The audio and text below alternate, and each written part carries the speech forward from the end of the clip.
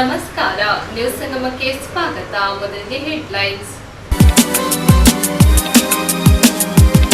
ಸಿದ್ದಾಪುರ ಸಮೀಪದ ಚನ್ನಯ್ಯನಕೋಟೆ ಶಾಲಾ ಮೈದಾನದಲ್ಲಿ ಚಾಲೆಂಜರ್ಸ್ ಯೂತ್ ಕ್ಲಬ್ ವತಿಯಿಂದ ಆಯೋಜಿಸಿದ್ದ ಕ್ರಿಕೆಟ್ ಪಂದ್ಯಾವಳಿಯ ಸಮಾರಂಭ ನಡೆಯಿತು. ಕೆಆರ್ಪೇಟೆ ಪಟ್ಟಣದ ಎಂಆರ್ ಬೊಮ್ಮೇಗೌಡ ವೃತ್ತದಲ್ಲಿ ಬ್ರಾಹ್ಮಣ ಸಮಾಜದ ವತಿಯಿಂದ ರಾಜ್ಯ ಸರ್ಕಾರದ ಅವೈಜ್ಞಾನಿಕ ಜಾತಿ ಗಣತಿ ಸಮೀಕ್ಷೆ ಜಾರಿ ವಿರೋಧಿಸಿ ಪ್ರತಿಭಟನೆಯನ್ನ ಮಾಡಿದರು. ಪಾವಗಡ ಪಟ್ಟಣದ ಎಸ್ಎಸ್ಕೆ ಸಮುದಾಯ ಭವನದಲ್ಲಿ ನೀರಾವರಿ ಹೋರಾಟಗಾರರಿಗೆ ಸನ್ಮಾನ ಕಾರ್ಯಕ್ರಮ ಹಮ್ಮಿಕೊಳ್ಳಲಾಗಿತ್ತು.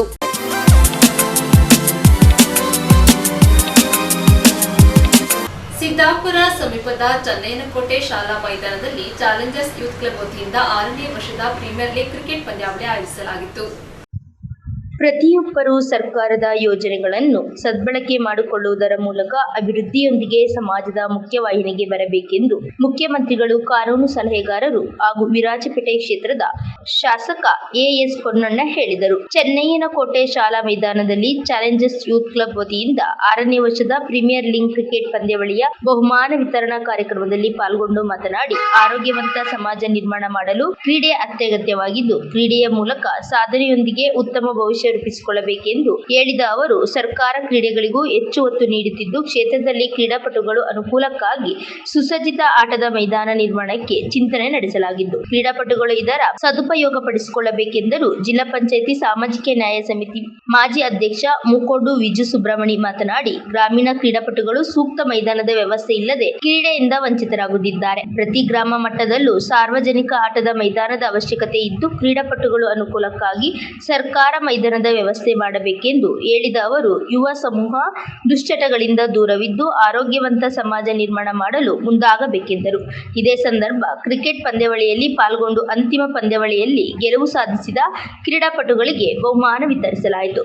ಕಾಂಗ್ರೆಸ್ ಅಲ್ಪಸಂಖ್ಯಾತ ಘಟಕದ ಅಧ್ಯಕ್ಷ ಸಬ್ಬೀರ್, ಆರೋಗ್ಯ ರಕ್ಷಾ ಸಮಿತಿ ಅಧ್ಯಕ್ಷ ಮಂಜು, ಚೆಸ್ಕಾಂ ಸಲಹಾ ಸಮಿತಿ ಸದಸ್ಯ ಚೇಕು, ಗ್ರಾಮ ಪಂಚಾಯಿತಿ ಸದಸ್ಯ ವಿಜು, ಮಾಜಿ ತಾಲೂಕು ಪಂಚಾಯಿತಿ ಅಧ್ಯಕ್ಷ ದಿನೇಶ್, ಚಾಲೆಂಜರ್ಸ್ ಯೂತ್ ಕ್ಲಬ್ ಸಂಘದ ಅಧ್ಯಕ್ಷ ರವೀಂದ್ರ ಬಾವೆ, ಕಾಂಗ್ರೆಸ್ ಅಲ್ಪಸಂಖ್ಯಾತ ಘಟಕದ ಅಧ್ಯಕ್ಷ ಸಬ್ಬೀರ್, ಆರೋಗ್ಯ ರಕ್ಷಾ ಸಮಿತಿ ಅಧ್ಯಕ್ಷ ಮಂಜು, ಚೆಸ್ಕಾಂ ಸಲಹಾ ಸಮಿತಿ ಸದಸ್ಯ ಚೇಕು, ಗ್ರಾಮ ಪಂಚಾಯಿತಿ ಸದಸ್ಯ ವಿಜು, ಮಾಜಿ ತಾಲೂಕು ಪಂಚಾಯಿತಿ ಅಧ್ಯಕ್ಷ ದಿನೇಶ್ ಪ್ರಮುಖರಾದ ಅಭಿಜಿತ್, ನಾಯರ್, ಅನೀಕ್, ಶೀಲಾ, ಶಂಕರ್, ಅರುಣ್, ಮೋಹನ್, ಅಬ್ದುಲ್ ಮುಜೀಬ್, ಅಬ್ದುಲ್ ಜಾಲೀಲ್, ಅಶ್ರಫ್, ಹರಿದಾಸ್, ರದೀಶ್ ಕುಮಾರ್, ಮಂಜುಳಾ, ಉರೈಸ್, ವಿನೋದ್, ಶಿಹಾಬ್ ಸೇರಿದಂತೆ ಆಟಗಾರರು, ಸ್ಥಳೀಯರು ಉಪಸ್ಥಿತರಿದ್ದರು. ಹಾಜರಾಗಿದ್ದರು. ನ್ಯೂಸ್ ಸಂಗಮಕ್ಕಾಗಿ ನಡ್ಕೊಂಡು ಬರ್ತಾ ಇರುವಂತಹ ಈ ಒಂದು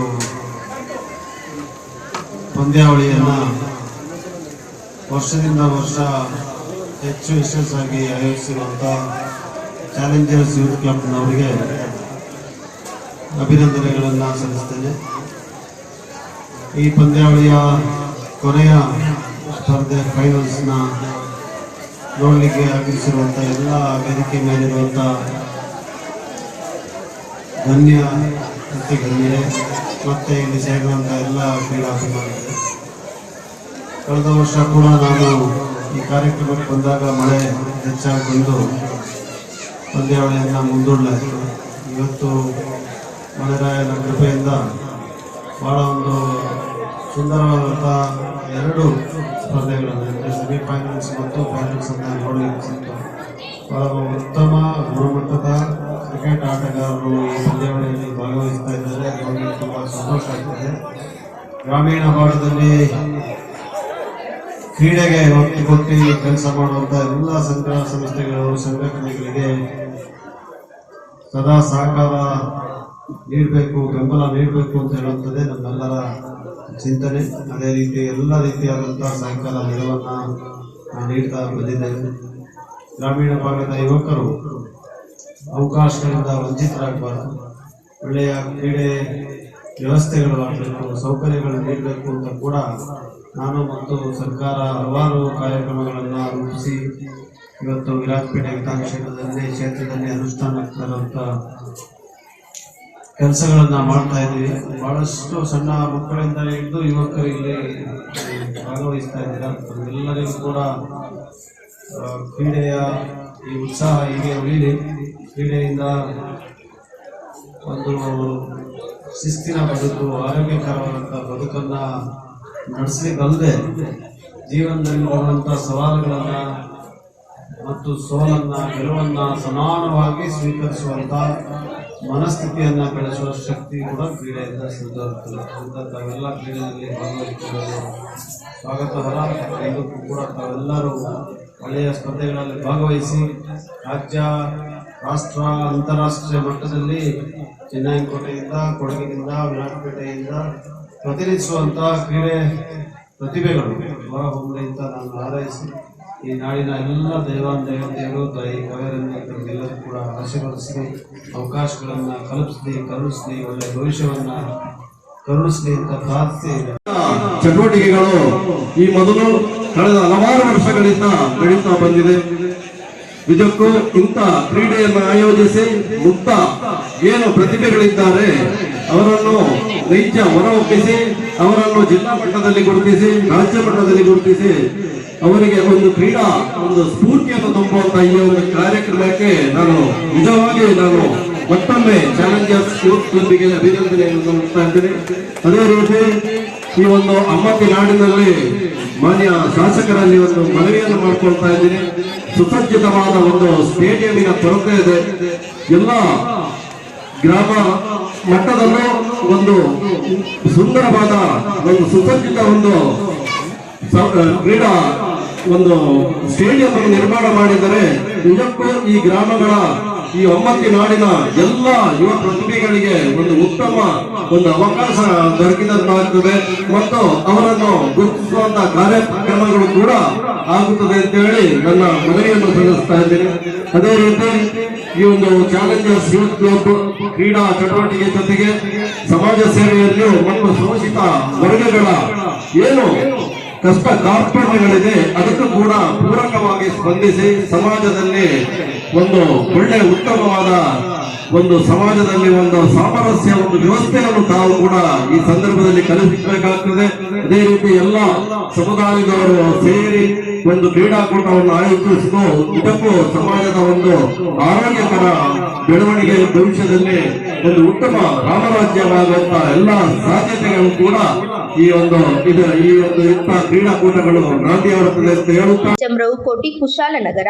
ಕೆಆರ್ಪೇಟೆ ಪಟ್ಟಣದ ಎಂಆರ್ ಬೊಮ್ಮೇಗೌಡ ವೃತ್ತದಲ್ಲಿ ಬ್ರಾಹ್ಮಣ ಸಮಾಜದ ವತಿಯಿಂದ ರಾಜ್ಯ ಸರ್ಕಾರದ ಅವೈಜ್ಞಾನಿಕ ಜಾತಿ ಗಣತಿ ಸಮೀಕ್ಷೆ ಜಾರಿ ವಿರೋಧಿಸಿ ಪ್ರತಿಭಟನೆ ಮಾಡಿದರು.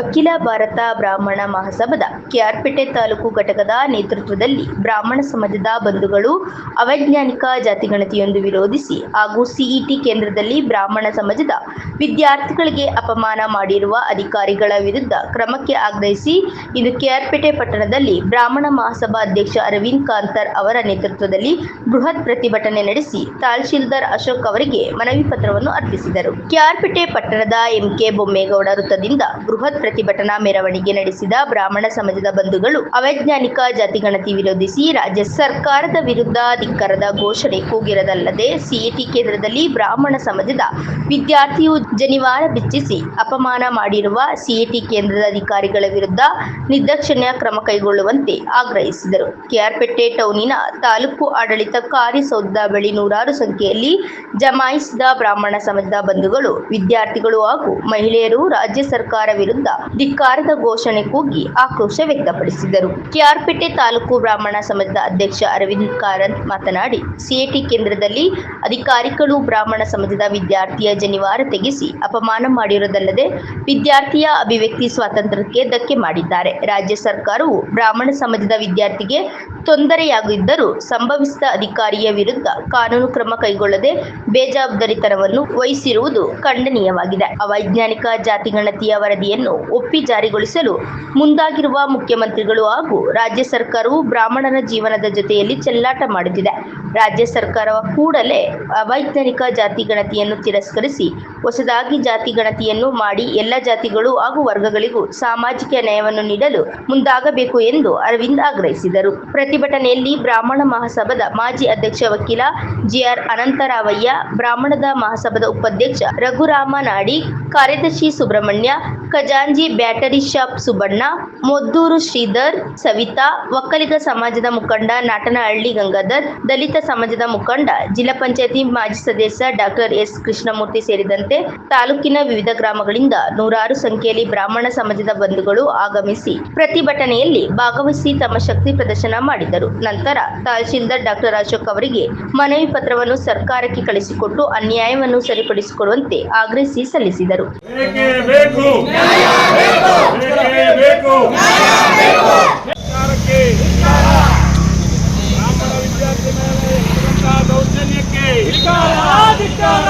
ವಿದ್ಯಾರ್ಥಿಗೆ ನಡೆದಂತಹ ದೌರ್ಜನ್ಯಕ್ಕೆ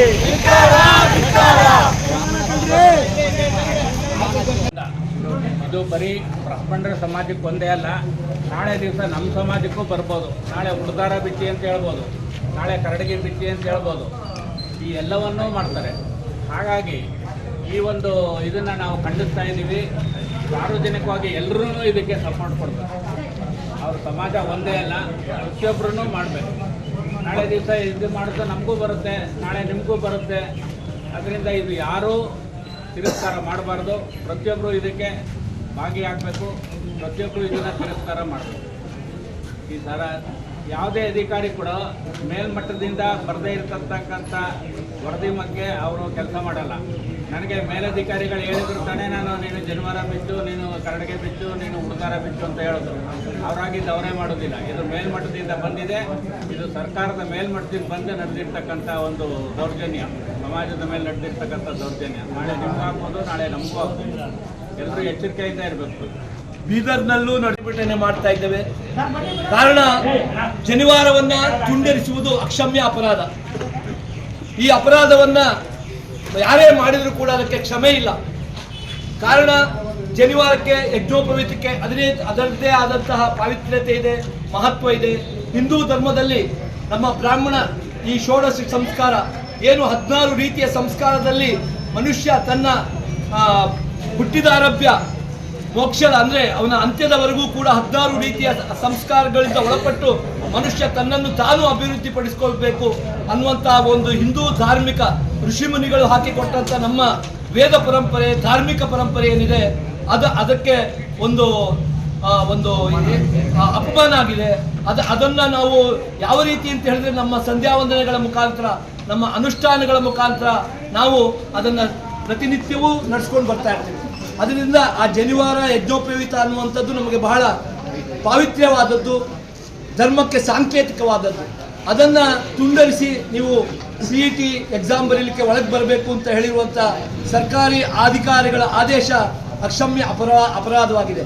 ಅದನ್ನು ಯಾವುದೇ ನಾವು ಬ್ರಾಹ್ಮಣ ಸಂಘಟನೆಗಳಾಗಲಿ ಹಿಂದೂ ಧಾರ್ಮಿಕ ಸಂಘಟನೆ ಒಪ್ಪುವುದಿಲ್ಲ. ಇದನ್ನು ನಾವು ಇವತ್ತು ನಮ್ಮ ತಾಲೂಕು ಬ್ರಾಹ್ಮಣ ಮಹಾಸಭಾದಿಂದ ಖಂಡಿಸುತ್ತಾ ಆ ಖಂಡನೆ ನಿರ್ಣಯವನ್ನು ತಹಶೀಲ್ದಾರ್ ಸಾಹೇಬರಿಗೆ ಕೊಡಬೇಕು ಅಂತೇಳಿ ಇವತ್ತು ಪ್ರತಿಭಟನೆ ಮುಖಾಂತರವಾಗಿ ಎಲ್ಲ ಮುಖಂಡರೊಂದಿಗೆ ಬಂದಿದ್ದೇವೆ. ಮಾನ್ಯ ಮುಖ್ಯಮಂತ್ರಿಗಳಿಗೆ ಈ ಮೂಲಕ ನಮ್ಮ ಯಾವುದೇ ಧಾರ್ಮಿಕ ಸ್ವಾಯತ್ತತೆ, ಸರ್ವಧರ್ಮಗಳ ಸಮನ್ವಯವಾದಂಥ ಈ ರಾಷ್ಟ್ರದಲ್ಲಿ ಆಯಾಯ ಧರ್ಮಕ್ಕೆ ಅದರದ್ದೇ ಆದಂಥ ಪಾವಿತ್ರ್ಯ, ಅದರದ್ದೇ ಆದಂಥ ಮಹತ್ವ ಇದೆ. ಅದನ್ನು ಯಾವುದೇ ರೀತಿಯಲ್ಲಿ ಯಾವುದೇ ಧರ್ಮಕ್ಕೂ ಯಾವುದೇ ರೀತಿಯ ಧಾರ್ಮಿಕ ಭಾವನೆಗಳಿಗೆ ಧಕ್ಕೆ ತರುವಂಥ ಯಾವುದೇ ಕೆಲಸಗಳನ್ನು ಯಾವುದೇ ಸರ್ಕಾರ ಮಾಡಬಾರ್ದು, ಸರ್ಕಾರದ ಆದೇಶಗಳು ಮಾಡಬಾರ್ದು, ಅದನ್ನು ಅಧಿಕಾರಿಗಳು ಪಾಲನೆ ಮಾಡಬಾರ್ದು. ಆ ಅಧಿಕಾರಿಗಳು ಪಾಲನೆ ಮಾಡೋದಕ್ಕಿಂತ ಮುಂಚೆ ಸ್ವಲ್ಪ ಹಾಗೂ ಬೀದರಲ್ಲಿ ಏನು ಅವಮಾನ ಆಗಿದ್ದಾವೆ ಆ ಮಗುಗೆ ತುಂಬಾ ನೋವುಂಟು ಮಾಡಿದೆ. ಯಾಕೆ ಬ್ರಾಹ್ಮಣರಿಗೆ ಈ ಥರ ಮಾಡಬೇಕು? ಬ್ರಾಹ್ಮಣರು ಅಂದರೆ ಅಷ್ಟು ಕೀಳಾಗಿ ನೋಡ್ತಾ ಇದ್ದಾರಲ್ಲ ಅಂತ ಒಂದು ನನಗೆ ದುಃಖ ಪಡಿಸ್ತಾ ಇದೆ. ಮತ್ತು ಯಾಕೆ ಬ್ರಾಹ್ಮಣರು ಅಂದರೆ ಇಷ್ಟೊಂದು ಕೀಳಾಗಿ ನೋಡ್ತಿದ್ದಾರಲ್ಲ? ನಾವೊಬ್ಬರು ಮನುಷ್ಯರೇ ತಾನೆ, ಯಾಕೆ ಈ ಥರ ಮಾಡಬೇಕು? ಅದಕ್ಕೊಂದು ಅಮಾನತ್ತು ಏನಾದರೂ ಇರಬೇಕಲ್ವಾ? ಹುಡುಗನಿಗೆ ಪಾಪ ಎಷ್ಟು ಅವಮಾನ ಆಗಿದೆ, ಅವರಿಗೆ ಎಷ್ಟು ವಿದ್ಯಾಭ್ಯಾಸ, ಮುಂದಕ್ಕೆ ಎಷ್ಟು ತೊಂದರೆ ಆಗುತ್ತೆ. ಯಾರು ವ್ಯಕ್ತಿ ಆ ಥರ ಮಾಡಿದಾರೆ ಅವ್ರನ್ನ ಅಮಾನತುಗೊಳಿಸ್ಬೇಕು ಅಂತ ಈ ಮೂಲಕ ಕೇಳ್ತಾ ಇದ್ದೀನಿ. ನಾನು ಇದಕ್ಕೆ ಹೌದು ಡಿಸ್ಮಿಸ್ಸೇ ಮಾಡಬೇಕು ಅವನ್ನ. ಇದನ್ನು ಯಾರು ದೊಡ್ಡವ್ರು ಹೇಳಿದೆ, ಯಾರು ಸಣ್ಣ ವ್ಯಕ್ತಿಗಳು ಮಾಡಿಲ್ಲ, ದೊಡ್ಡವ್ರನ್ನೇ ಫಸ್ಟ್ ಅಮಾನತು ಮಾಡಬೇಕು ಅಂತ ಈ ಮೂಲಕ ಕೇಳ್ತಾ ಇದ್ದೀನಿ. ಕೃಷ್ಣರಾಜಪೇಟೆ ತಾಲೂಕು ಬ್ರಾಹ್ಮಣ ಮಹಾಸಭಾ ರವರು ಅವೈಜ್ಞಾನಿಕ ಜಾತಿ ಸಮೀಕ್ಷೆ ಮತ್ತು CET ಪರೀಕ್ಷೆಯಲ್ಲಿ ಬ್ರಾಹ್ಮಣ ವಿದ್ಯಾರ್ಥಿಗಳ ಅಪಮಾನಕ್ಕೆ ತಾಲೂಕು ಬ್ರಾಹ್ಮಣ ಮಹಾಸಭೆ ವತಿಯಿಂದ ಖಂಡನೆಯನ್ನು ವ್ಯಕ್ತಪಡಿಸುವ ಬಗ್ಗೆ ಮನವಿಯನ್ನು ಕೊಟ್ಟಿದ್ದಾರೆ. ಈ ಒಂದು ಮನವಿಯನ್ನು ನಿಯಮಾನುಸಾರ ಪ್ರಾಪರ್ ಚಾನಲ್ ಮುಖಾಂತರ ಇದೇ ಸರ್ಕಾರಕ್ಕೆ ಕಳಿಸ್ಕೊಡುವಂಥ ವ್ಯವಸ್ಥೆ ಮಾಡ್ತೀನಿ ಅಂತ ಹೇಳ್ತಾ ನನ್ನ ಮಾತುಗಳನ್ನು ಮಹಾಸಭಾದಿಂದ ಕೃಷ್ಣರಾಜಪೇಟೆಯ ತಾಲೂಕು ದಂಡಾಧಿಕಾರಿಗಳಿಗೆ ಪ್ರತಿಭಟನೆಯ ಒಂದು ಮನವಿ ಪತ್ರವನ್ನು ತಲುಪಿಸ್ತಾ ಇರ್ತಕ್ಕಂಥ ಸಂದರ್ಭ ಇದು. ಮಾನ್ಯರೇ, ಇದು ಕರ್ನಾಟಕ ರಾಜ್ಯದ ಘನತೆಯುತ ಮುಖ್ಯಮಂತ್ರಿಗಳಿಗೆ ತಮ್ಮ ಮುಖಾಂತರ ಇದನ್ನು ಸಲ್ಲಿಸಬೇಕು ಅಂತ ಈ ಮೂಲಕ ಕೋರ್ಕೊಳ್ತಾ ಇದ್ದೀನಿ.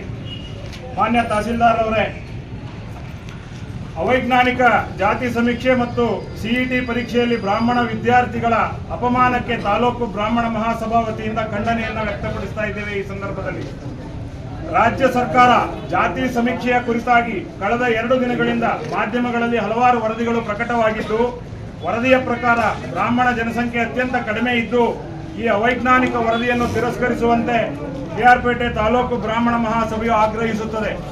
ಎರಡನೇ ವಿಚಾರವಾಗಿ ಸಿಇಟಿ ಪರೀಕ್ಷಾ ಕೇಂದ್ರಗಳಲ್ಲಿ ಯಜ್ಞೋಪವೀತ ಅರ್ಥಾತ್ ಜನಿವಾರವನ್ನು ಕುರಿತಾಗಿ ಅಪಮಾನವೆಸಗಿದಂತಹ ಶಿವಮೊಗ್ಗ ಜಿಲ್ಲೆಯ ತೀರ್ಥಹಳ್ಳಿ ಹಾಗೂ ಬೀದರು, ಧಾರವಾಡ ಸೇರಿದಂತೆ ರಾಜ್ಯದ ಕೆಲವು ಕಡೆ ಸಿಇಟಿ ಪರೀಕ್ಷಾ ಕೇಂದ್ರಗಳಲ್ಲಿ ಬ್ರಾಹ್ಮಣ ವಿದ್ಯಾರ್ಥಿಗಳ ಜನಿವಾರವನ್ನು ತುಂಡರಿಸಿರುವ ವಿಷಯ ಆಘಾತಕಾರಿಯಾಗಿದ್ದು, ವಿಪ್ರ ಸಮುದಾಯಕ್ಕೆ ಮಾಡಿರ್ತಕ್ಕಂಥ ಅವಮಾನವನ್ನು ಮಾಡಿದಂತಾಗಿದೆ ಅಂತೇಳಿ ಭಾವಿಸ್ತಾ, ಬ್ರಹ್ಮೋಪದೇಶದ ಸಮಯದಲ್ಲಿ ಜನಿವಾರವನ್ನು ಧರಿಸಿ ಗಾಯತ್ರಿ ಮಂತ್ರೋಪದೇಶವನ್ನು ಪಡೆಯುವುದು ಬ್ರಾಹ್ಮಣರ ಹಕ್ಕು ಮತ್ತು ಕರ್ತವ್ಯವಾಗಿದೆ. ಪರಮ ಪವಿತ್ರವಾದ ಜನಿವಾರವನ್ನು ಸಿಇಟಿ ಕೇಂದ್ರಗಳಲ್ಲಿ ತುಂಡರಿಸಿರುವುದು ಆತಂಕಕಾರಿಯಾಗಿದ್ದು, ಸಂವಿಧಾನದತ್ತವಾದ ಧಾರ್ಮಿಕ ಹಕ್ಕನ್ನು ಮೊಟಕುಗೊಳಿಸುವ ಕೃತ್ಯವಾಗಿದೆ. ಈ ಘಟನೆಯನ್ನು ಖಂಡಿಸುತ್ತಾ ಇದಕ್ಕೆ ಕಾರಣರಾದವರ ಮೇಲೆ ಕಾನೂನು ಕ್ರಮ ಜರುಗಿಸಬೇಕೆಂದು ಮತ್ತು ನೊಂದ ವಿದ್ಯಾರ್ಥಿಗಳಿಗೆ ನ್ಯಾಯವನ್ನು ಸರ್ಕಾರದ ವತಿಯಿಂದ ಒದಗಿಸಿಕೊಡಬೇಕೆಂದು ತಾಲೂಕು ಬ್ರಾಹ್ಮಣ ಸಂಘವು ಆಗ್ರಹಿಸುತ್ತದೆ. ಇದೇ ಪ್ರಕರಣಗಳು ಮುಂದುವರಿದರೆ ಸಮಾಜವು ಉಗ್ರ ಹೋರಾಟವನ್ನು ರೂಪಿಸಬೇಕಾಗುತ್ತದೆಂದು ಈ ಮೂಲಕ ಎಚ್ಚರಿಕೆಯನ್ನು ಕರ್ನಾಟಕ ರಾಜ್ಯ ಸರ್ಕಾರಕ್ಕೆ ನಮ್ಮ ಸಂಘಟನೆ ವತಿಯಿಂದ ನೀಡಲಿದ್ದೇವೆ. ಮಾನ್ಯ ಉನ್ನತ ಶಿಕ್ಷಣ ಸಚಿವರಿಗೂ ಹಾಗೂ ಮುಖ್ಯಮಂತ್ರಿಗಳಿಗೂ ಈ ಪ್ರತಿಯನ್ನು ತಲುಪಿಸಿ ನಮ್ಮ ಪ್ರತಿಭಟನೆಯನ್ನು ಯಶಸ್ವಿ ಮಾಡಿಕೊಟ್ಟಂತಹ ತಮ್ಮೆಲ್ಲರಿಗೂ ಧನ್ಯವಾದಗಳು ಅಂತ ತಿಳಿಸ್ತಾ ಇದನ್ನ ನ್ಯೂಸ್ ಸಂಗಮಕ್ಕಾಗಿ ಡಾಕ್ಟರ್ ಕೆಆರ್ ನೀಲಕಂಠ, ಕೆಆರ್ಪೇಟೆ. ಪಾವಗಡ ಪಟ್ಟಣದ ಎಸ್ಎಸ್ಕೆ ಸಮುದಾಯ ಭವನದಲ್ಲಿ ನೀರಾವರಿ ಹೋರಾಟಗಾರರಿಗೆ ಸನ್ಮಾನ ಕಾರ್ಯಕ್ರಮ ಹಮ್ಮಿಕೊಳ್ಳಲಾಗಿತ್ತು.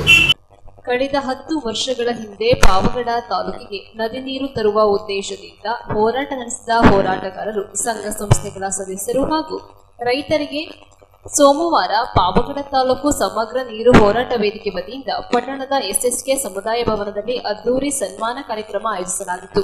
ಹೋರಾಟದ ಹಿನ್ನೆಲೆಯಾಗಿ 10 ವರ್ಷಗಳ ಹಿಂದೆ ಪಾವಗಡದಿಂದ ಬೆಂಗಳೂರಿನವರೆಗೆ ನಡೆದ ಬೃಹತ್ ಪಾದಯಾತ್ರೆಯು ಬಹುಮಾನ್ಯ ಫಲ ನೀಡಿದ್ದು, ಅದರ ಪರಿಣಾಮವಾಗಿ ಕರ್ನಾಟಕ ಸರ್ಕಾರವು 2352 ಕೋಟಿ ರು ವೆಚ್ಚದಲ್ಲಿ ತುಂಗಭದ್ರಾ ಜಲಾಶಯದಿಂದ ಕೂಡ್ಲಿಗಿ, ಮೊಳಕಾಲ್ಮೂರು, ಚಳ್ಳಕೆರೆ ಮತ್ತು ಪಾವಗಡ ತಾಲೂಕುಗಳಿಗೆ ಕುಡಿಯುವ ನೀರಿನ ಯೋಜನೆ ಜಾರಿಗೆ ತಂದಿದೆ. ಈಗಾಗಲೇ ಬಹುತೇಕ ಕಾಮಗಾರಿ ಪೂರ್ಣಗೊಂಡಿದೆ.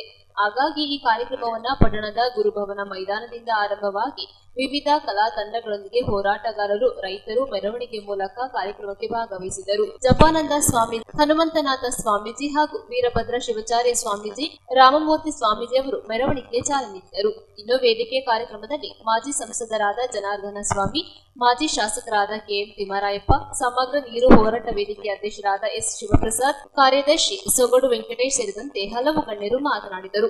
200ಕ್ಕೂ ಹೆಚ್ಚು ಹೋರಾಟಗಾರರಿಗೆ ಸನ್ಮಾನಿಸಲಾಯಿತು. ಸದ್ಯ ಸರ್ಕಾರ ಎತ್ತಿನಹೊಳೆ ಯೋಜನೆಯಲ್ಲಿ ಕೊರಟಗೆರೆ ಮತ್ತು ಮಧುಗಿರಿಯನ್ನ ಮಾತ್ರ ಸೇರಿಸಿದ್ದು, ಪಾವಗಡವನ್ನ ಕೈಬಿಟ್ಟಿದ್ದು, ಮುಂದಿನ ದಿನಗಳಲ್ಲಿ ಬೃಹತ್ ಹೋರಾಟವನ್ನ ಕೈಗೊಳ್ಳುವ ನಿರ್ಣಯವನ್ನ ಮಂಡಿಸಲಾಯಿತು.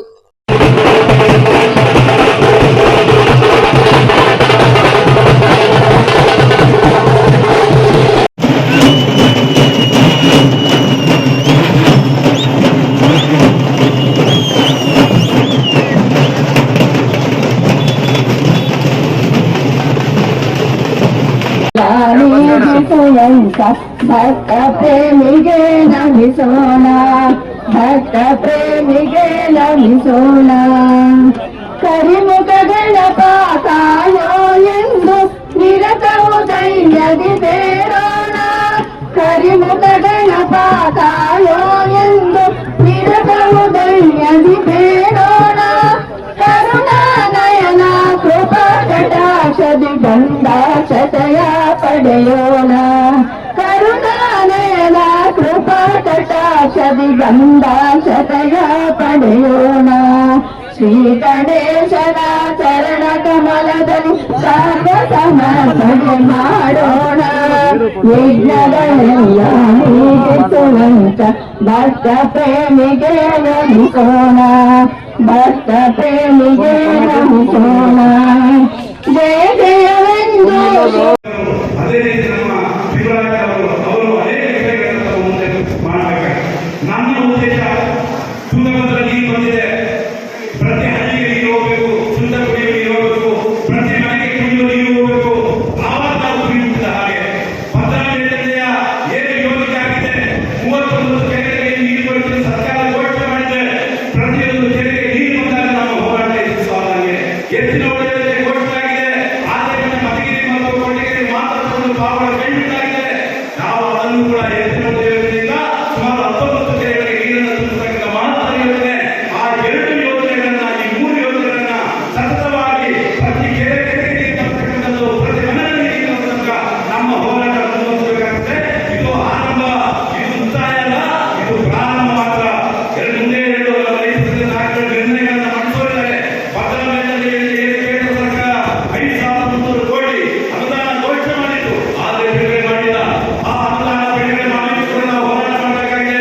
ರಾಜ್ಯ ಸರ್ಕಾರ ಬಜೆಟ್ನಲ್ಲಿ ಹೆಚ್ಚಿನ ಒಂದು ಯೋಜನೆಯಲ್ಲಿ ಪಾವನ ತಾಲೂಕಿಗೆ ಹಣವನ್ನು ಕೊಟ್ಟಿಲ್ಲ. ಆ ಹಣವನ್ನು ಘೋಷಣೆ ಮಾಡೋದಕ್ಕೆ ಮುಂದಿನ ನಮ್ಮ ಹೋರಾಟ ಆಗಬೇಕಾಗಿದೆ. ಈ ಯೋಜನೆಯಲ್ಲಿ ಅಭಿನಂದನ ಸಮಾರಂಭ ಮುಂದಿನ ಹೋರಾಟಕ್ಕೆ ಮತ್ತಷ್ಟು ಶಕ್ತಿ ತುಂಬಲಿ, ಮತ್ತಷ್ಟು ಈ ಒಂದು ಕೀರ್ತಿ ಹೆಚ್ಚಾಗಲಿ. ನೀರಿನ ಈ ಸಮಸ್ಯೆ, ಈ ಭಾವನೆ, ಈ ಜ್ವಲಂತ ಸಮಸ್ಯೆ ಮುಗಿಯೋ ತನಕ ನಮ್ಮೆಲ್ಲರ ಹೋರಾಟ ಮಾಡೋಣ ಅಂತಕ್ಕಂಥ ಮಾತನ್ನು ಹೇಳಿ, ತಾವೆಲ್ಲರಿಗೂ ದೊಡ್ಡ ಸಂಖ್ಯೆಯಲ್ಲಿ ಆಗಮಿಸಿರ್ತಕ್ಕಂಥ ತಾವೆಲ್ಲರೂ ಕೂಡ ತಮ್ಮ ಪಾದಗಳಿಗೆ ನಮಸ್ಕರಿಸುತ್ತಾ ಸ್ವಾಗತಿಸುತ್ತೇನೆ. ಜೈ ಹಿಂದ್, ಜೈ ಕರ್ನಾಟಕ.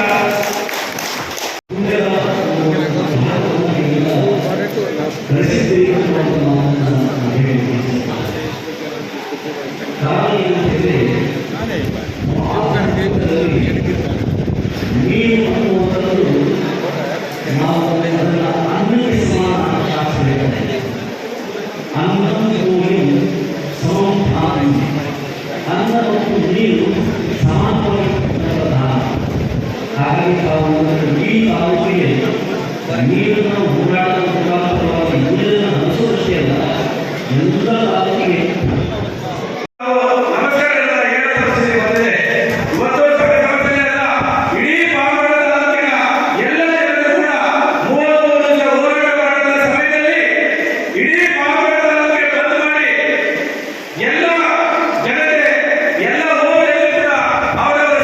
ನ್ಯೂಸ್ ಸಂಗಮಕ್ಕಾಗಿ ಅನಿಲ್ ಯಾದವ್, ಪಾವಗಡ, ತುಮಕೂರು. ನಾಪೋಕ್ಲು ಮೇರಿಮಾತೆಯ ದೇವಾಲಯದಲ್ಲಿ ಯೇಸು ಕ್ರಿಸ್ತನ ಪುನರುತ್ಥಾನವನ್ನ ಸಾರುವ ಈಸ್ಟರ್ ಹಬ್ಬವನ್ನ ಶ್ರದ್ಧಾಭಕ್ತಿಯಿಂದ ಆಚರಿಸಿದರು. ನಾಪೋಕ್ಲು ಮೇರಿಮಾತೆಯ ದೇವಾಲಯದಲ್ಲಿ ಯೇಸು ಕ್ರಿಸ್ತನ ಪುನರುತ್ಥಾನವನ್ನ ಸಾರುವ ಈಸ್ಟರ್ ಹಬ್ಬವನ್ನ ಶ್ರದ್ಧಾಭಕ್ತಿಯಿಂದ ಆಚರಿಸಲಾಯಿತು. ಇದೇ ಸಂದರ್ಭದಲ್ಲಿ ದೇವಾಲಯದ ಧರ್ಮಗುರುಗಳಾದ ಜ್ಞಾನಪ್ರಕಾಶ್ ಅವರು ಮೇಣದ ಬತ್ತಿಯನ್ನ ಆಶೀರ್ವದಿಸಿ ಹೊಸ ಬೆಂಕಿಯಿಂದ ಮೇಣದ ಬತ್ತಿಯನ್ನ ಪ್ರಜ್ವಲಿಸಿದರು. ಗುರುಗಳು ಮೇಣದ ಬತ್ತಿಯನ್ನು ಹಿಡಿದುಕೊಂಡು ಭಕ್ತರ ನಡುವೆ ತೆರಳಿ ಇದು ಕ್ರಿಸ್ತರ ಜ್ಯೋತಿ ಎಂದು ಉದ್ಘರಿಸಿದಾಗ ಎಲ್ಲಾ ಭಕ್ತಾದಿಗಳು ದೇವರಿಗೆ ಮಹಿಮೆ ಸಲ್ಲಲಿ ಎಂದು ಜೈಕಾರವನ್ನ ಕೂಗುತ್ತಾ ತಮ್ಮಲ್ಲಿರುವ ಮೇಣದ ಬತ್ತಿಯನ್ನ ಪ್ರಜ್ವಲಿಸಿ ಧಾರ್ಮಿಕ ವಿಧಿವಿಧಾನಗಳೊಂದಿಗೆ ಬಲಿಪೂಜೆಯನ್ನ ಅರ್ಪಿಸಲಾಯಿತು. ತದನಂತರ ಪುನರುತ್ಥಾನದ ಯೇಸುವಿನ ಪ್ರತಿಮೆಯನ್ನ ಧರ್ಮಗುರುಗಳು ಅನಾವರಣಗೊಳಿಸಿದರು. ಇದೇ ಸಂದರ್ಭ ಪಾಲನಾ ಸಮಿತಿಯ ಸದಸ್ಯರುಗಳು, ಕ್ರೈಸ್ತ ಭಕ್ತಾದಿಗಳು ಹೆಚ್ಚಿನ ಸಂಖ್ಯೆಯಲ್ಲಿ ಪಾಲ್ಗೊಂಡಿದ್ದರು.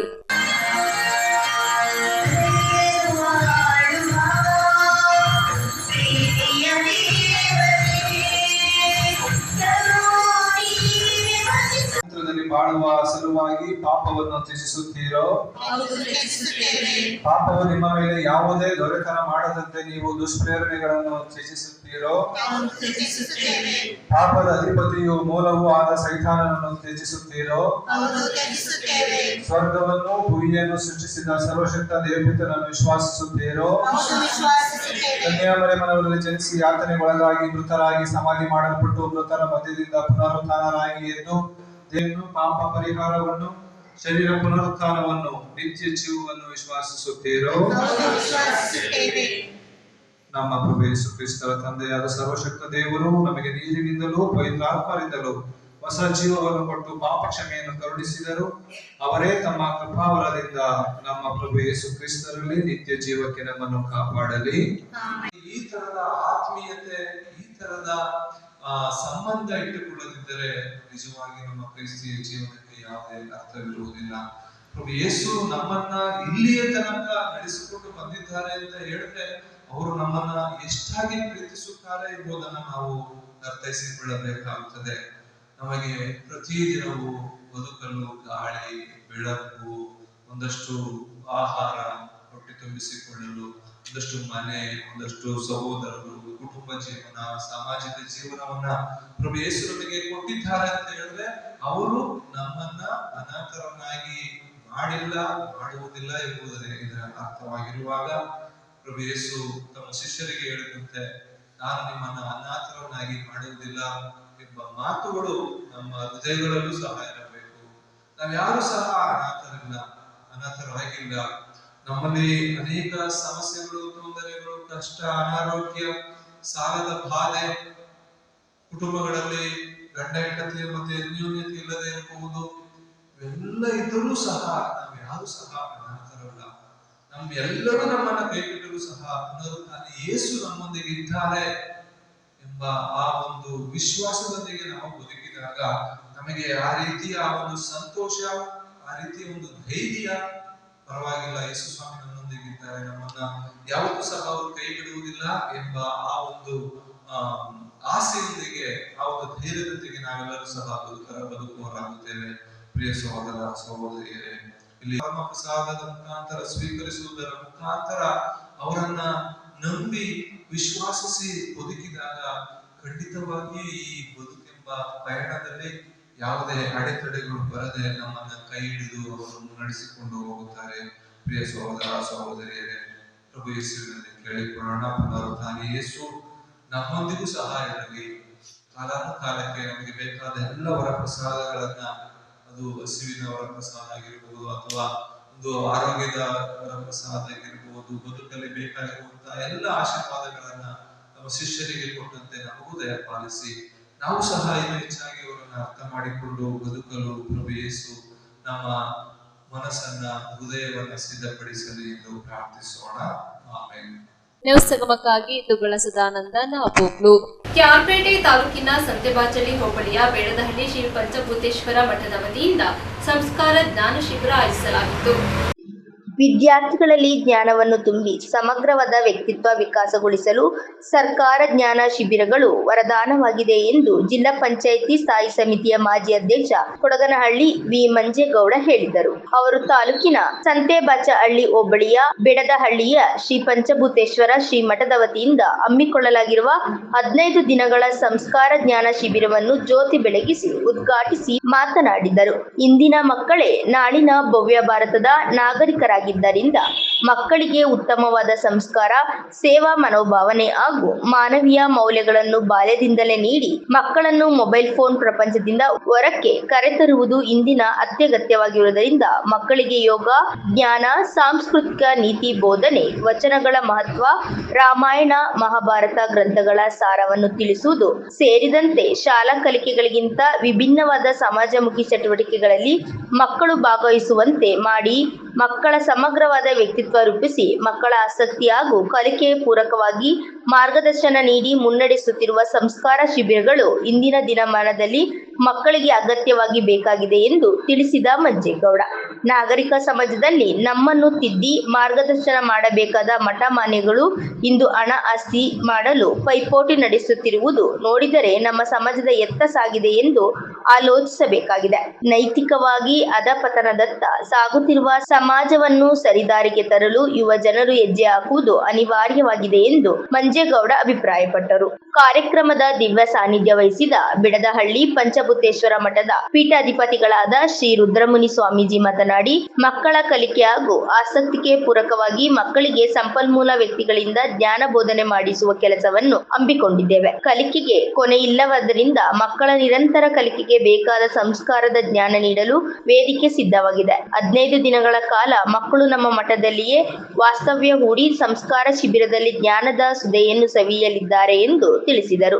ಬೆಡದಹಳ್ಳಿ ಮಠದ ಟ್ರಸ್ಟ್ ಕಾರ್ಯದರ್ಶಿ ಕಾಂತರಾಜ್, ಭಾರತ ಸೇವಾದಳದ ಜಿಲ್ಲಾ ಸಂಘಟಕ ಗಣೇಶ್, ಮಹಿಳಾ ಹೋರಾಟಗಾರ್ತಿ ಗೋವಿಂದನಹಳ್ಳಿಯ ಮಣಿ, ಮೈಸೂರಿನ ವಿಜಯಣ್ಣ, ಪುರಸಭೆ ಮಾಜಿ ಸದಸ್ಯ ಕೆಆರ್ ನೀಲಕಂಠ ಕಾರ್ಯಕ್ರಮದಲ್ಲಿ ಮಾತನಾಡಿದರು. ಯೋಗ ಗುರು ಅಲ್ಲಮ್ಮ ಪ್ರಭು, ಸಂಸ್ಕೃತ ವಿದ್ವಾಂಸರಾದ ಕಿರಣ್ ಸ್ಫೂರ್ತಿ, ಮುಖ್ಯ ಶಿಕ್ಷಕ ಅಣ್ಣೇಗೌಡ, ಕ್ಯಾರ್ಪೇಟೆ ರವಿ ಮತ್ತಿತರರು ಉಪಸ್ಥಿತರಿದ್ದರು.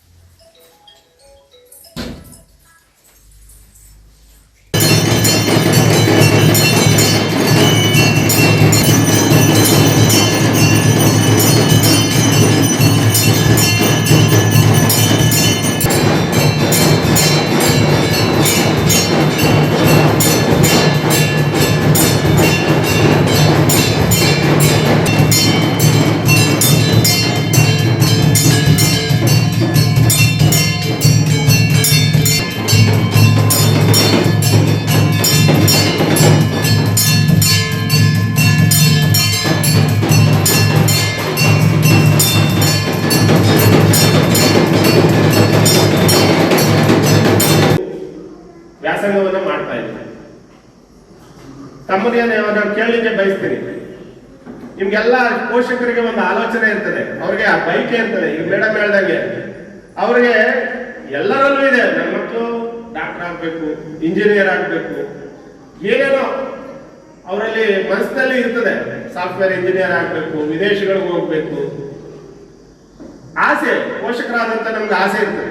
ಆದ್ರೆ ಈಗ ನಾನು ನಿಮ್ಮನ್ನು ಕೇಳ್ತೀನಿ, ನೀವೇನೇನು ಆಗ್ಬೇಕು ಅನ್ನೋದನ್ನ ದಯಮಾಡಿ ಒಬ್ಬೊಬ್ಬರಾಗಿ ಹೇಳ್ಬೇಕು. ಒಬ್ಬರಾಗಿ ನೀನೇ ಹೇಳು, ಏನ್ ಡಾಕ್ಟರ್ ಆಗ್ಬೇಕು, ಇರೋ ಒಂದು ನಿಮಿಷ, ನೀನೇನಾಗಬೇಕಪ್ಪ? Police inspector. ಹಾ, ನಿಮ್ಮಲ್ಲಿ ಹೇಳಿ, ಒಬ್ಬೊಬ್ಬರ ಹೇಳಿ. ಹಂಗೆ ಡಾಕ್ಟರ್ ಆಗ್ಬೇಕಾ? ಸರಿ. ನೀನು ಇಂಜಿನಿಯರ್. ನಿನ್ನ ಆಸೆನಾ ಮನೆಯವ್ರ ಆಸೆನಾ? ನಿನ್ನ ಆಸೆ. ನಿಮ್ ತಂದೆದು ತಾಯಿದು ಏನಾಗ್ಬೇಕು ಅಂತ ಹೇಳ್ತಾರೆ ಮನೆಯಲ್ಲಿ? ಏನು ಹೇಳಿಲ್ವಾ? ಸರಿ, ನಿನ್ ಒಂದ್ ನಿಮಿಷ, ನೀನಿದೆ ಈ ಕ್ಷೇತ್ರದ ಆಶ್ರಮದ ನಿನ್ ಮೇಲಿದೆ. ಡಾಕ್ಟರ್ ಆದ್ಮೇಲೆ ಏನ್ ಮಾಡ್ತೀಯಾ? ಅಲ್ಲ, ಈ ಡಾಕ್ಟರ್ ಆಗ್ತೀಯಪ್ಪ, ಡಾಕ್ಟರ್ ಆದ್ಮೇಲೆ ನೀನ್ ಏನ್ ಮಾಡ್ಬೇಕು ಅಂತ ಇದೆಯಾ? ಸರ್, ನನ್ನ ಮಗ ತುಂಟ ಆದ್ರೆ ಬೆಳಿಗ್ಗೆನೆ ಬಂದು ಕರ್ಕೊಂಡು ಹೋಗ್ಬಿಡ್ತೀನಿ ಸರ್. ದಯವಿಟ್ಟು ನನ್ನ ಮಗನ್ನ ಇಸ್ಕೊಳಕ್ಕೊಂದು ಅವಕಾಶ ಕೊಡಿ ಅಂದೆ. ಅವರು ಒಂದು ಮನವಿ ನನಗೆ ಸಿಕ್ತು. ಆಯ್ತಮ್ಮ, ಇರ್ಸು ನೋಡೋಣ, 1 or 2 days ಬಿಟ್ಟು ಬಂದು ಕರ್ಕೊಂಡು ಹೋಗಿ ಅಂದ್ರು. ಆದರೆ ನನ್ನ ಮಗ ಎಷ್ಟು ಚುರುಕಾದ ಅಂದರೆ ಅಷ್ಟೇ ಒಡ್ಡ ಇದ್ದ. ಅವನು ಹೇಳ್ಬೇಕು ಅಂದ್ರೆ ಇವಾಗಲೂ ಒಡ್ಡಾನೇ ಅವನು. ಆದರೆ ಆ ವಯಸ್ಸಿಗೆ ಇದ್ದಂಥ ಒಡ್ತನ ಇಲ್ಲಿ ಬಂದಮೇಲೆ ತುಂಬ ತುಂಬ ಅಂದರೆ ಅಷ್ಟು ಚೇಂಜಸ್ ಕಾಣ್ತು. ಸಂಸ್ಕಾರದತ್ತ ಹೋದ. ಈಗ ನಾವುಗಳು ಹಳ್ಳಿಗಳಿದ್ರೆ ಏನ್ ಮಾಡ್ತೀವಿ, ಯಾವಾಗಲೇ ಸರ್ಕಾರ ಹೇಳಿದಂಗೆ ಎಲ್ಲೋ ಗೋಲಿ, ಗಿಲ್ಲಿ ಡ್ಯಾಂಡು, ಬ್ಯಾಟು, ಬಾಲು ಎಲ್ಲೆಲ್ಲೋ ಹೋಗ್ತಾ ಇರ್ತಾರೆ. ಸಂಸ್ಕಾರ ಅಂದ್ರೆ ಏನು ಅಂತ ಗೊತ್ತಿರಲ್ಲ. ಇಲ್ಲಿಗೆ ಬಂದ್ಮೇಲೆ ನನ್ನ ಮಗನಿಗೆ ಸಂಸ್ಕಾರ, ಶ್ಲೋಕ, ಮಲಗಬೇಕಾದ್ರೆ ಯಾವ್ದು ಹೇಳ್ಬೇಕು, ಹೇಳ್ಬೇಕಾದ್ರೆ ಯಾವ್ದು ಹೇಳ್ಬೇಕು. ಅಟ್ ಪ್ರೆಸೆಂಟ್ ಇವತ್ವರೆಗೂ ಸಹ ಅದನ್ನ ಮಲಗಬೇಕಾದ್ರೆ, ಹೇಳ್ಬೇಕಾದ್ರೆ ಆ ಶ್ಲೋಕಗಳನ್ನ ನೋಡಿ ಕಣ್ಣು ಉಜ್ಜಿ ಅವ್ನ ಮೇಲೆ ಹೇಳ್ತಾರೆ. ಅಂದ್ರೆ ಅದು ಎಲ್ಲಿಂದ ಬಂತಪ್ಪ ಅಂದ್ರೆ ಇಲ್ಲಿಂದ ಬಂದಂತ ಒಂದು ಸಂಸ್ಕಾರ. ನನ್ನ ಮಗ ಇನ್ನೂ ಒಳ್ಳೆ ವ್ಯಕ್ತಿಗಳಾಗಬೇಕು. ಎಲ್ಲ ತಂದೆ ತಾಯಿಗಳು ಇರೋದು ಒಂದೇ ಆಸೆ, ನನ್ನ ಮಗಳು ತುಂಬಾ ಒಳ್ಳೆ ವ್ಯಕ್ತಿಗಳಾಗಬೇಕು. ಹಣ ಯಾರು ಬೇಕಾದ್ರೂ ಸಂಪಾದನೆ ಮಾಡ್ತಾರೆ, ಗುಣ ಸಂಸ್ಕಾರ ಬರುವಂಥದ್ದು ಈ ಥರದ ಮಠಗಳಿಂದ, ಒಳ್ಳೊಳ್ಳೆ ಗುರುಗಳಿಂದ. ನಾವು ಯಾರ ಜೊತೆ ಒಡನಾಟ ಇಟ್ಕೊಂಡಿರ್ತೀವಿ ಅಂದ್ರೆ ದೊಡ್ಡ ವ್ಯಕ್ತಿಗಳು, ದುಡ್ಡಿರೋರ ಜೊತೆ ನಮ್ಮ ಒಡನಾಟ ಇದ್ರೆ ಇಂಪಾರ್ಟೆಂಟ್ ಅಲ್ಲ.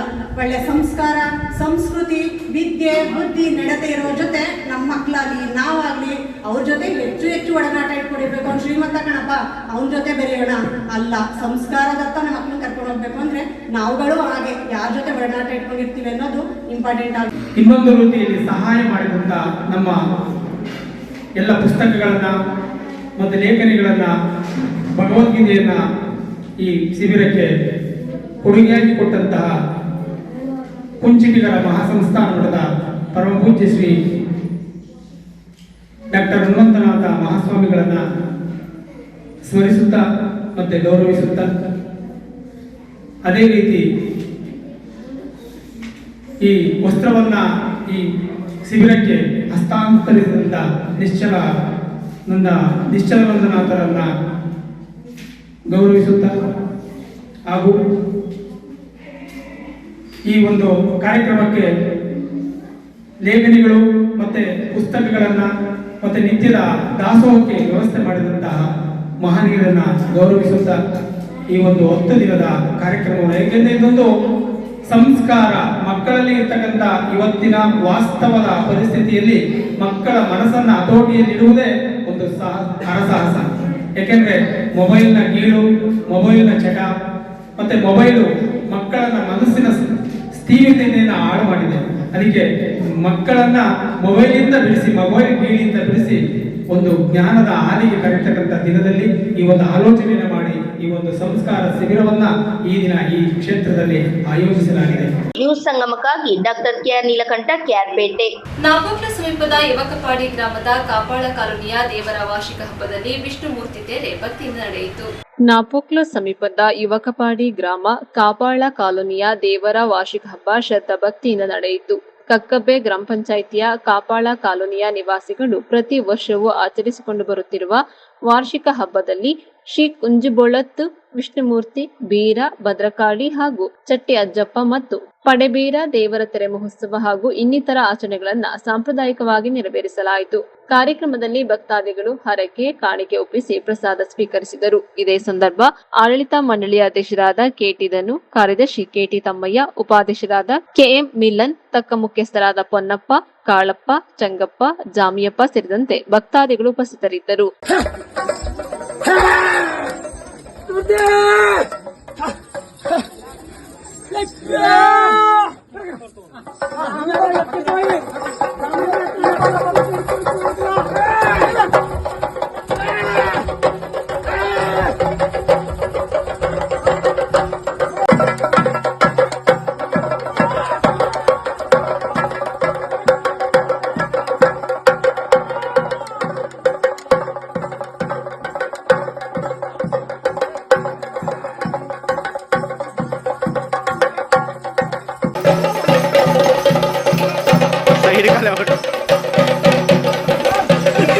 ನ್ಯೂಸ್ ಸಂಗಮಕ್ಕಾಗಿ ದುಗ್ಗಳ ಸದಾನಂದ, ನಾಪೋಕ್ಲು. ಕೊನೆಯಲ್ಲಿ ಮತ್ತೊಮ್ಮೆ ಹೆಡ್ಲೈನ್ಸ್. ಸಿದ್ದಾಪುರ ಸಮೀಪದ ಚನ್ನಯ್ಯನಕೋಟೆ ಶಾಲಾ ಮೈದಾನದಲ್ಲಿ ಚಾಲೆಂಜರ್ಸ್ ಯೂತ್ ಕ್ಲಬ್ ವತಿಯಿಂದ ಆಯೋಜಿಸಿದ್ದ ಕ್ರಿಕೆಟ್ ಪಂದ್ಯಾವಳಿಯ ಸಮಾರೋಪ ಸಮಾರಂಭ ನಡೆಯಿತು. ಕೆಆರ್ಪೇಟೆ ಪಟ್ಟಣದ ಎಂಆರ್ ಬೊಮ್ಮೇಗೌಡ ವೃತ್ತದಲ್ಲಿ ಬ್ರಾಹ್ಮಣ ಸಮಾಜದ ವತಿಯಿಂದ ರಾಜ್ಯ ಸರ್ಕಾರದ ಅವೈಜ್ಞಾನಿಕ ಜಾತಿ ಗಣತಿ ಸಮೀಕ್ಷೆ ಜಾರಿ ವಿರೋಧಿಸಿ ಪ್ರತಿಭಟನೆಯನ್ನ ಮಾಡಿದರು. ಪಾವಗಡ ಪಟ್ಟಣದ ಎಸ್ಎಸ್ಕೆ ಸಮುದಾಯ ಭವನದಲ್ಲಿ ನೀರಾವರಿ ಹೋರಾಟಗಾರರಿಗೆ ಸನ್ಮಾನ ಕಾರ್ಯಕ್ರಮ ಹಮ್ಮಿಕೊಳ್ಳಲಾಗಿತ್ತು.